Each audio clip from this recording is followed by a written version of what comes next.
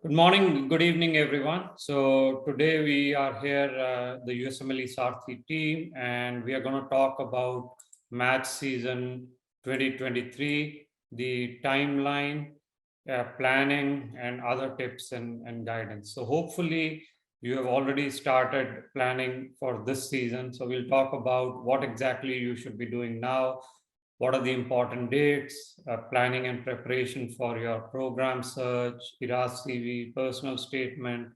We are going to be discussing each of the timeline month by month and some of the tools and websites that you can use for this match. Let's first discuss the important dates. There are 3 or 4 important dates that you need to know. First is June 28th, which is in a couple of days. That is when the ERAS token is going to be out for IMGs for the 2023 match season. You can purchase and register for the ERAS token. Then the second important date is August 1st. This is when the supplemental ERAS application opens up. So for those of you who are aware or who may have applied last season, supplemental ERAS application was something new that they started last season. And it applies to IM, specifically neurology and a few other specialties. So, that supplemental ERAS application opens 1st of August. That finishes, or the deadline is September 16th. Then in the month of September, the ERAS application opens up for submission. That is September 7th. So that means you can actually start submitting your ERAS application, the CV, the personal statement, everything, and you can certify starting September 7th. But the deadline, it's not the deadline, but the date at which the programs will access the application is 28th September. So we do recommend everyone finishes and submits the ERAS application by September 28th, and the supplemental application September 16th. Like I said, the other date is June 28th. This is when the ERAS tokens are opening up in a couple of days. Of course, this is a suggested timeline and things will vary with the individual applicant's situation.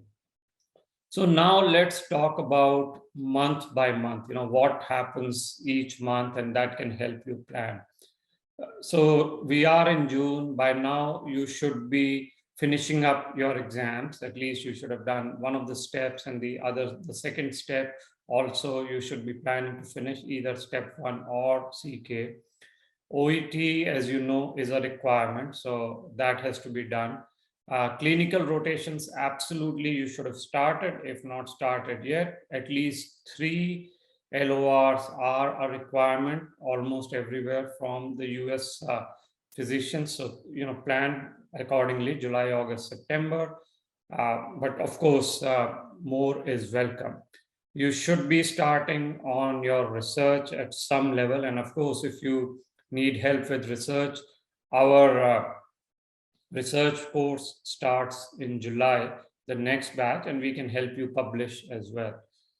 If you're looking for clinical rotations, of course, go to our website. That is also something we can help with. More than 100 locations that we offer in terms of tele-rotations, in terms of on-site, and you can check it out. So then it's also a good time once the ERAS token opens up to request your letters of recommendations if you have already done those rotations. So asking your attending that you're rotating with for the letters of recommendation, they can start uploading it after 28th. Of course, we do provide specific classes to our students on how to get excellent, personalized, customized LORs. So if you are a Sarthi student, you should have access to such classes. Remember that waived LORs are always more important. They carry much more weight. Unwaived LORs are not that important. Then we come to August. 1st of August, like I said, the ERAS supplemental application will open up. Deadline September 16th.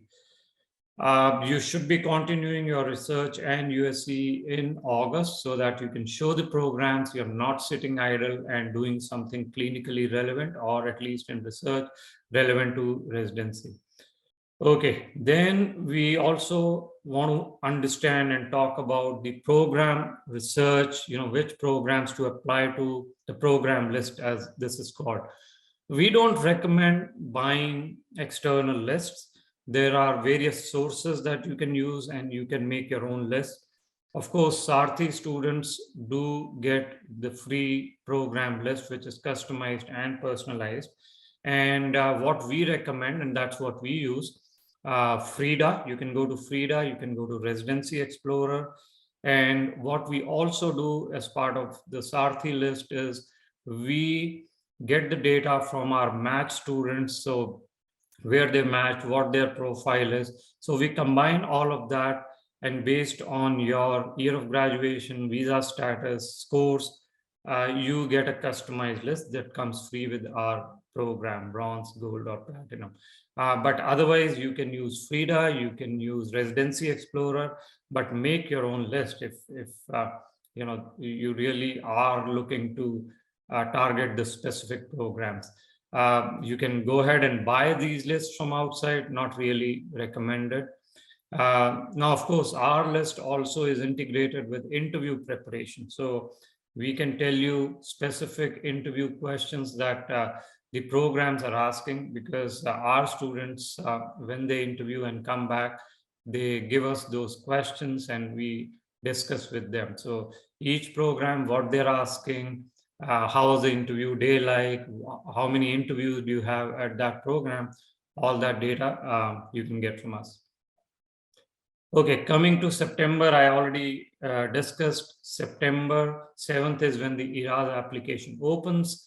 You have till September 28th to have the best shot to apply, certify. That is September 28th. Programs do not access your list before, or your application before September 28th. So you should remember that. Of course, the other thing to remember is once you have certified, completed, submitted your ERAS CV, you cannot make any changes to it. You can always have multiple personal statements. You can always apply different LORs to different programs. ERAS CV cannot change, only your personal information, phone number.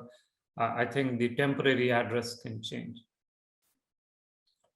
So, of course, we do have exclusive classes on how to write your personal statement. There is an extensive process that we use to review and edit your personal statement. It goes through the journalists twice and a physician. And likewise, on the ERAS CV, we give you step-by-step on how to make your ERAS CV. It's not only just filling up those boxes.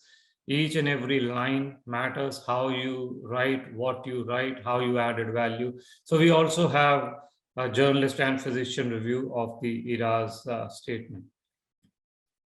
Then in the timeline comes the interviewing season. So if the last season is any guide, you will start receiving interviews in October. It can go all the way through February. And you should continue to be clinically active. If you're in your home country, do research, do work or do research. But October onwards will be the time when programs will start interviewing. Of course, this is the most important season or important time in the season for IMGs, and it is the make or the break. Of course, those of you who are preparing for step 3 should also plan accordingly between now and October. If you can take step 3, that improves your chances. When it comes to interview preparation, start early. Our recommendation is August. That's when we start with our students. So we have extensive classes on each and every aspect of the interview prep, about 80 to 90 questions we practice with each of our students. There are mock interviews. And then, of course, we do provide a rank order list tool as well, so that you can rank order your programs. Now, what happens in January is important. Pre-COVID, there would be a lot of cancellation interviews. because due to weather issues, because travel gets to you. It's very mentally and physically draining. Anyone with 10 plus interviews would have to travel to each location, and therefore they would cancel. Remember that each year, including the last 2 years, there are IMGs who get 30, 40, 50 interviews. We had one applicant with 52 interviews last season. But now looks like even in this season, most of the interviews will be virtual.